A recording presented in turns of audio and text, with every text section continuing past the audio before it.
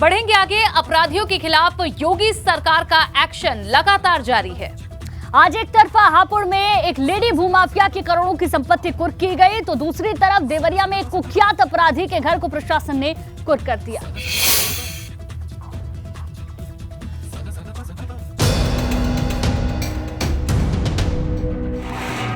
घर के सामने तैनात पुलिस फोर्स की मौजूदगी में ढोल बजाकर की जा रही मुनादी की ये तस्वीरें पूर्वांचल के देवरिया जिले के मईल थाना क्षेत्र की हैं।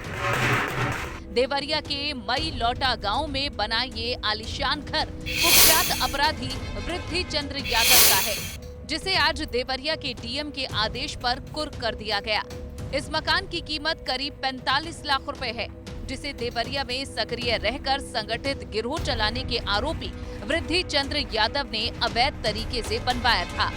आरोपी वृद्धि चंद्र यादव पर जबरन जमीन कब्जा करने और रंगदारी मांगने का आरोप है, जिस पर गैंगस्टर एक्ट के तहत आज ये कार्रवाई हुई। गैंगस्टर एक्ट के कुख्यात अभियुक्त वृद्धि चंद्र यादव पुत्र राधा यादव निवासी मैलोटा थाना मैल जनपद देवरिया के 45,84,000 की अचल संपत्ति गिरोहबंद अधिनियम की धारा 14(1) के अंतर्गत कुर्क की गई है।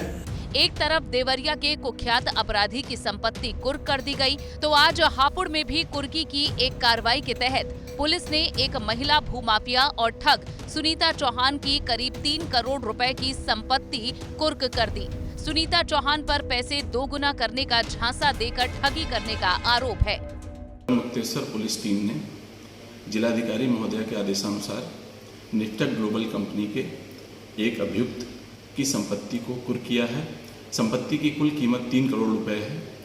इस प्रकार इस कंपनी की अभी तक 24 करोड़ 70 लाख की संपत्ति को कुर्क किया जा चुका है। सुनीता चौहान के खिलाफ लोगों को 1.5 साल में रकम दोगुनी करने पर करोड़ों रुपए की ठगी करने की रिपोर्ट दर्ज थी और तभी से वो फरार चल रही है, जिसके बाद पुलिस ने कार्रवाई करते हुए उसकी संपत्ति को आखिरकार कुर्क कर दिया।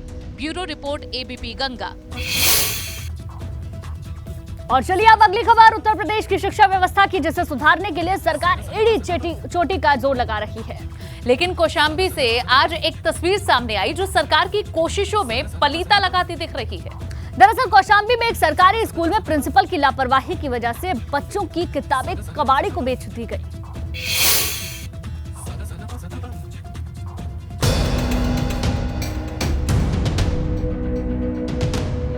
ये सिर्फ जमीन पर पड़ी किताबें नहीं हैं, बल्कि पढ़ लिखकर कुछ बनने की आस लगाए बच्चों की उम्मीदों को बर्बाद करने की तस्वीरें हैं, जो कौशाम्बी जिले से सामने आई हैं, जहां मंझनपुर विकासखंड के माध्यमिक विद्यालय अगियोना में बच्चों की किताबों को 10 रुपए किलो के भाव से बेच दिया गया। लेकिन अब कबाड़ में पड़ी इन किताबों का वीडियो सोशल मीडिया पर वायरल हो रहा है। सरकारी किताबों को बेचने का कारनामा तो स्कूल के रसोइये ने किया, लेकिन इसकी वजह है स्कूल के प्रिंसिपल की लापरवाही, जिन्होंने पिछले सत्र की इन किताबों को खुद कबाड़ मान लिया था। लेकिन ग्राम प्रधान ने किताबों की सुधली और कबाड़ी की दुकान पर पहुंचकर इन किताबों को कब्जे में ले लिया। जिसने दिया था हमारे आते थे वो भाग गई। अभी मौजूदा वो लड़की फिर आई है, लेकिन वो कोई जवाब नहीं दे रही। वो माँ बेटी है, उसकी माँ स्कूल में खाना बनाती है।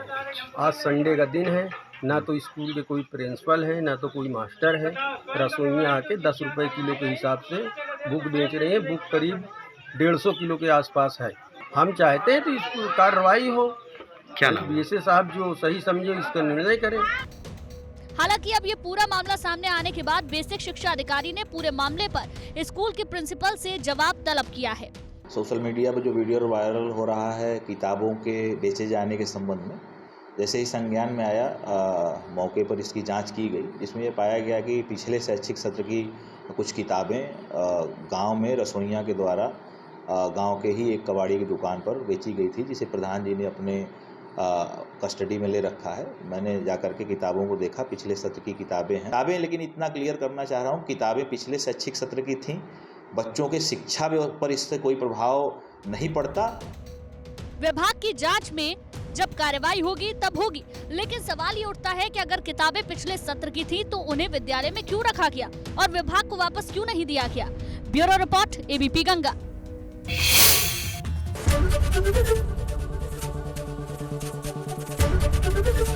एबीपी गंगा, खबर आपकी, जुबान आपकी।